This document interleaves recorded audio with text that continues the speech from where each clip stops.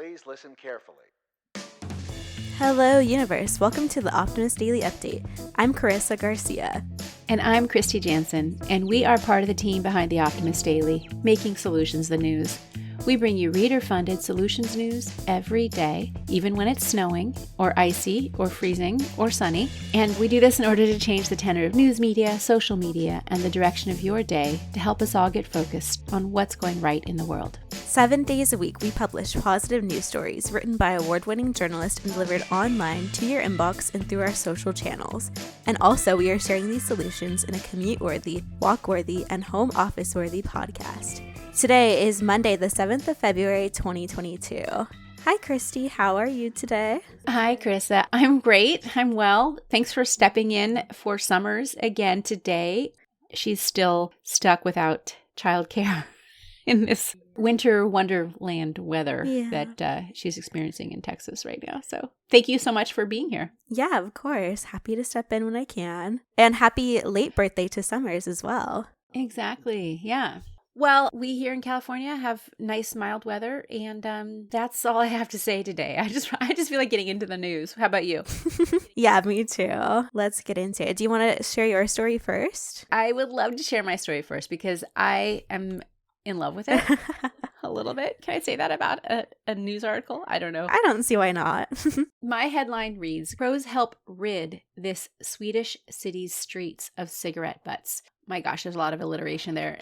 It's a little bit of a tongue twister to read on that. But I just think this is such a brilliant story. Let me tell you about it. It's a startup in the Swedish city of Södertälje, which is located near Stockholm.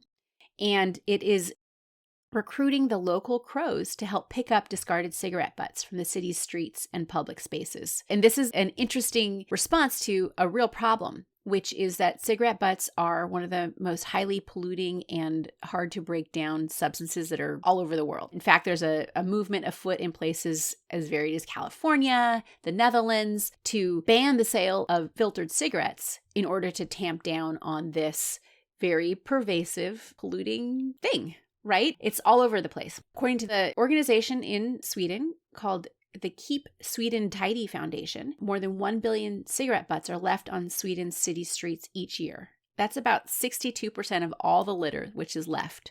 And so it's a real issue. Södertälje spends about 20 million Swedish kroner, which is over $2 million every year, to help clean those butts up, the cigarette butts. So there's a hope that they maybe employ nature. This is one of my obsessions, where we employ nature to help us solve problems and invite it into our day-to-day lives in a positive way. So basically what they're doing, there's an organization called Corvid Cleaning, and it's Corvid, which is the species of bird, which is a crow.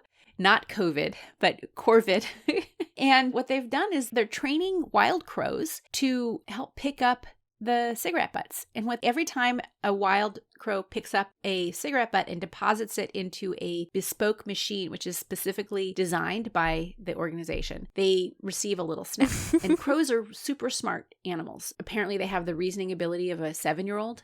So if you think about it, it's like having your kids go out and pick up litter on the beach and giving them a little snack after each time they get a plastic bottle. But it's this interesting solution, which I just find wonderful. So it's a trial project. It's not in big operation. This one city is trialing it before they're going to open the operation across the whole community, and maybe it'll go to other places. I think we talked about crows being a nuisance in some areas, but maybe they can actually be part of the solution if we train them to get rid of this really pervasive litter, which is cigarette butts. So yeah, I hope it works out. It'd be interesting to see crows just flying around with the little cigarette butts. Yeah. If it works for both the humans and crows, then sounds good. Yeah. Anyway, so part of what they're paying close attention to is making sure that the birds don't get sick by having close contact with the tobacco or the other waste that they're being rewarded for picking up. So it'll be an interesting experiment, but I think this is wonderful. I do too. Well, speaking of things that are in the sky, I guess, since crows will be flying with cigarette butts to clean them up, My story is about a telescope, so I guess we can't actually see the telescope. But my story reads that the Webb telescope reaches its destination and turns on its camera.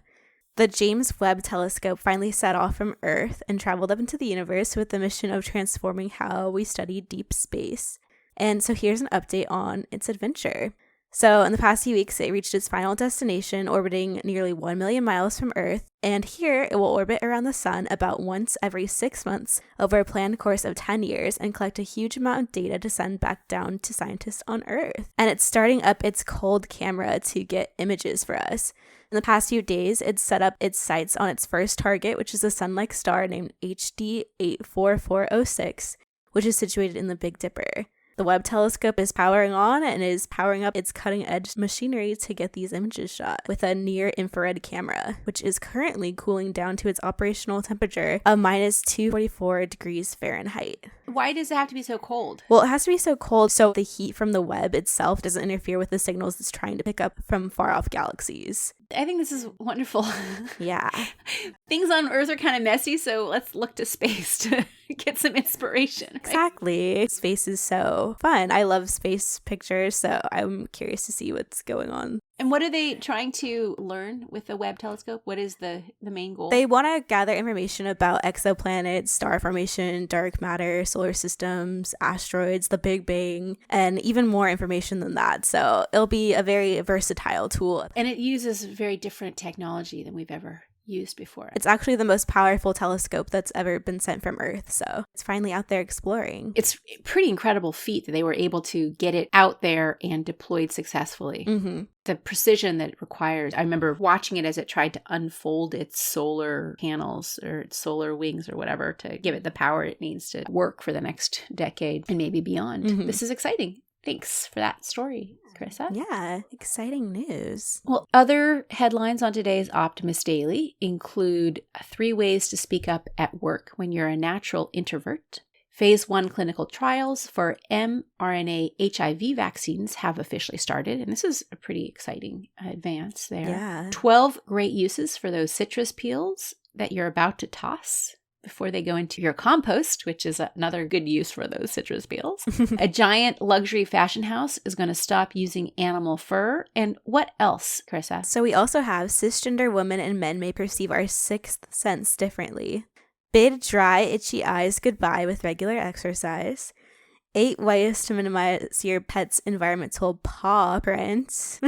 5 questions for assessing your own emotional intelligence. That and much, much more on the Optimist Daily. All right, everybody. Well, thank you so much for listening to the Optimist Daily Update today. We promise to keep sharing positive solution-based stories with ideas on how you can participate in a changing world, help ensure it is changed for the good. We promise to keep covering current events with accurate, legitimate sources and offering you the kinds of information we all need to chart new paths for all of us. Please consider becoming an emissary on the optimistdaily.com, and for just $5 a month, support reader-funded independent journalism. Be part of the solution-changing consciousness and addressing our world's biggest challenges with a problem-solving mindset. Let's keep the Optimist Daily free to all who need it, supported by those who can. Thanks, everybody. We'll be back tomorrow with more solutions.